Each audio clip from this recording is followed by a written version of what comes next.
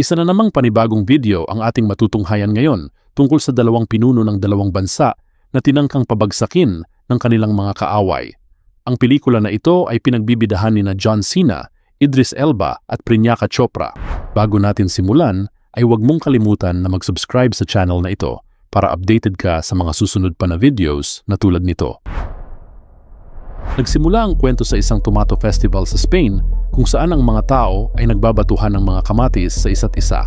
Sa gitna ng festival ay makikita si Noel, isang undercover agent na nagpapanggap na isang reporter ng isang live broadcast. Subalit ang totoong pakay niya ay tukuyin ang kinaroroonan ni Viktor Gradov, isang kilalang Russian trafficker at arms dealer. Kaagad nilang nakita ang isang taong posibleng si Viktor, subalit nang sinubukan nilang mag-face recognition ay hindi ito nag-match sa mukha ng kanilang target. Maya-maya pa ay may dalawang tao pa ang nagpakita na may magkaparehong kasuotan sa una nilang nakita.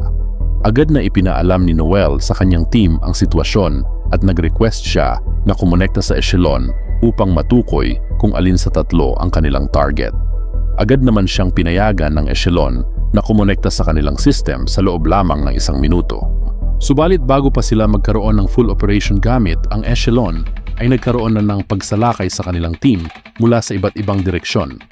Dahil dito ay kaagad na inatasan ni Noel na i-abort ang kanilang misyon. Ang hindi nila alam ay nakapwesto na sa lahat ng direksyon ang kanilang mga kalaban, kaya madali lamang nilang naubos ang team. Maya-maya pa ay lumabas na ang ilan pang mga kalaban sa loob ng isang van at kaagad na sinalakay ang mga kasamahan ni Noel. Ang totoong pakay pala ng mga kalaban ay magkaroon ng access sa echelon. Para sa paglilinaw, ang echelon ay isang system na mayroong access sa lahat ng emails, press conferences, flights, CCTV footages, kabilang narito ang mga classified information. Balik tayo sa kwento. Natigilan man si Noel sa nangyayari ay hindi pa rin siya sumuko sa pakikipaglaban. Kahit nag-iisa ay nagagawa pa rin niyang pabagsakin ang mga kalaban gamit ang kanyang husay sa combat skills. Subalit dahil sa marami ang kanyang kalaban ay tuluyan nilang napasok ang system ng echelon. Ganoon pa man ay inabutan pa rin ni Noel ang mga kalaban habang pababa ng van, ngunit hindi niya alam na may nag-aabang palang kalaban sa kanyang gilid na agad siyang binaril.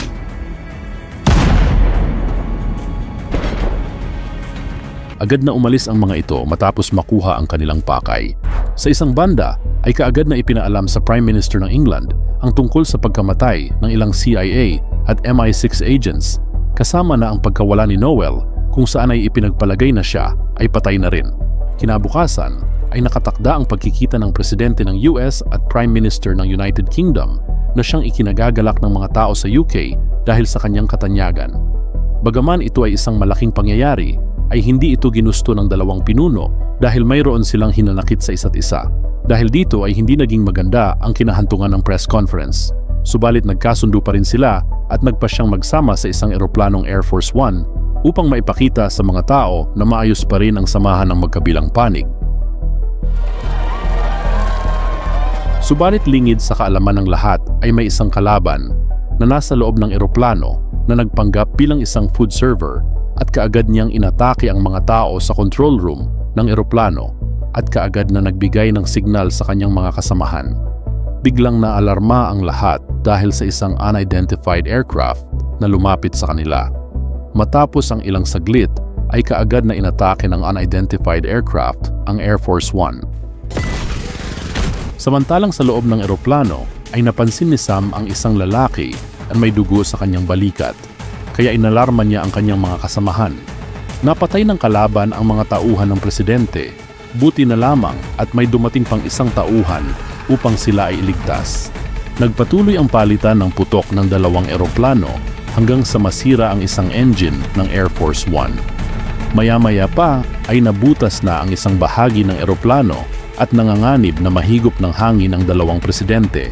At makalipas ang ilang sandali, dahil sa mga tamang tinamo ng eroplano ay tuluyan na itong nawalan ng kontrol. Nagmamadaling kumilos ang dalawa upang kumuha ng parachute, subalit sinunog na ito ng lalaking ito at kaagad na umalis. Ganun pa man ay nakahanap ng paraan ang isang bodyguard na makakuha ng dalawang parachute at sinabi na sila ay bumaba na sa eroplano bago pa mahuli ang lahat at agad nitong itinulak ang dalawa papalabas ng eroplano. Samantalang ang eroplano ay tuluyan ng tumama sa kalupaan. Dahil sa nangyari, ay ipinalagay na patay na ang dalawa. Kaya kaagad na inireboot ang system ng echelon para sa bagong presidente ng US. Ito ang oras na pinakahihintay ni Viktor Gradov at dahil kay Arthur ay nagawa nilang magkaroon ng full access sa echelon sa oras ng pagre-reboot nito. We are now in control of echelon. Samantalang ligtas na nakapaglanding ang dalawa sa kakahuyan ng Belarus at nakilala ang isang residente doon na nagpasya na tulungan sila na makarating sa isang safe house sa Warsaw, Poland. Tinanggap sila doon ni Marty na isang station agent doon. Samantalang dahil sa echelon, ay kaagad na nalaman ni Victor na buhay pa ang dalawa at kaagad siyang nagpadala ng mga tauhan upang tapusin sila.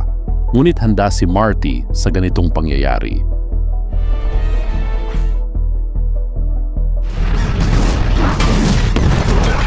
Isa-isa niyang napabagsak ang mga kalaban gamit ang isang lumang monitor bilang kanyang mata at isang mataas na kalibre ng baril na tumatagos sa pader. Subalit kalaunan ay nakita rin ng kalaban ang kamera na nagsisilbing kanyang mata, kaya binaril niya ito at nakahanap din ng paraan upang mapabagsak si Marty. Dahil sa nangyari ay kaagad na lumisan ang dalawa sa station gamit ang isang maliit na elevator. Ngunit may kalaban na palang nag-aabang sa kanila sa exit. Hindi inaasahan ay dumating si Noel at tinapos ang dalawang kalaban gamit ang kotse ng pulis. Ikinuwento niya na siya ay nabaril, ngunit nabuhay dahil sa bulletproof vest niya. Naglakad ang tatlo at sumakay sa isang tren patungong Trieste. Dahil muli sa echelon, ay nakita ng tauhan ni Victor na si Arthur na sumakay ang tatlo sa tren, ngunit inilihim niya ito kay Victor at sa halip ay pinuntahan niya ito kasama ang isang tauhan ni Viktor Gradov. Binaril ni Arthur ang kanyang kasama sa paglalayon. Natulungan ang dalawang president, subalit di niya inaasahan na buhay pa ito at nabaril din siya. Bago pa man siya bawian ng buhay, ay ipinagtapat niya sa tatlo na siya ay may partisipasyon sa pagpapabagsak sa Air Force One, subalit ginawa niya iyon ng labag sa kanyang loob, kaya ngayon ay handa na siyang makipagtulungan. Sinabi rin niya kung paano matutukoy kung sino ang espiya sa loob. Ibinigay niya ang address kung saan ay makikita nila ang isang secure terminal at doon ay makikita kung sino ang espiya na kinokontak ni Viktor Gradov. Kinahapunan ay narating ng tatlo ang lokasyon na ibinigay ni Arthur. Nakita nila kaagad ang secure terminal, subalit nasundan din sila ng mga kalaban. Pinigilan ni Sam ang mga kalaban upang matukoy nina Noel at Deringer ang espiya. Makalipas ang ilang saglit ay natukoy nila na ang espiya ay si Bradshaw, subalit may dumating na helicopter at hinila papalabas ng building ang kanilang kinaroroonan. Naiwan si Sam sa loob ng gusali at kaagad na pinasabugan ni Victor. Si Noel at Deringer naman ay nakahanap ng paraan upang makaalis sa loob ng container, subalit lubos silang nalungkot dahil sa pagpapasabog kay Sam. Kaagad na tinawagan ni Deringer ang US Vice President upang humingi ng tulong na sila ay ma-rescue. Nagpadala ng rescue vehicle ang Vice President, subalit hindi inaasahan na ang totoong espiya pala ay ang Vice President at iniutos niya na tapusin na ang dalawa, subalit nakipaglaban ang dalawa sa killer na ipinadala ng Vice President. Sa gitna ng matinding labanan, ay dumating si Sam, dala-dala ang isang truck ng bombero at sinagasaan ang mga kalaban. Tama, nakaligtas siya sa pagsabog. Di kalaunan ay nagkasama-sama ang tatlo sa isang sasakyan at nagpatuloy ang habulan at barilan sa pagitan ng magkabilang panig. Di nagtagal ay nakarating din sila sa Trieste kung saan ginaganap ang NATO Summit. Napigilan ng dalawa ang pagkalas ng mga bansa sa NATO. Subalit dumating si Viktor Gradov at binaril ang Vice President na siyang totoong may pakana ng lahat ng ito. Ipinag-utos din niya na patayin ang lahat. Nagkaroon ng matinding kaguluhan, subalit dumating si Noel at magaling niyang tinapos isa-isa ang mga kalaban na bumabaril kina Sam at Deringer. Nagawa din niyang pigilan ang pag-alis ni Viktor Gradov.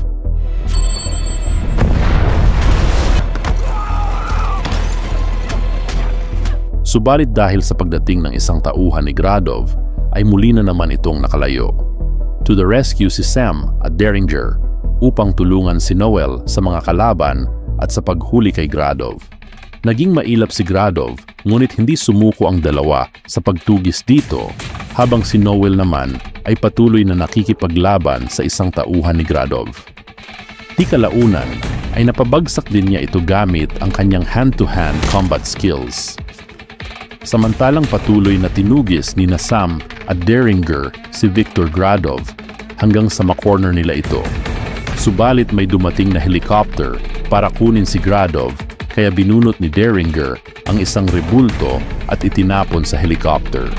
Pumasok ito sa elisi ng helicopter na nagpabagsak dito.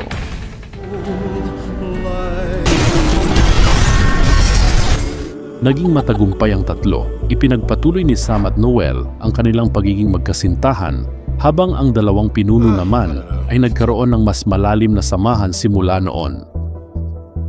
Dito na nagtatapos ang kwento ng pelikula. Kung nasiyahan ka sa napanood mong recap, ay pwede ka rin maglagay ng pangalan ng pelikula na gusto mong gawan natin ng recap. At syempre, huwag mong kalimutan mag-subscribe sa channel na ito para sa mga susunod pa na videos na gaya nito. Hanggang sa muli!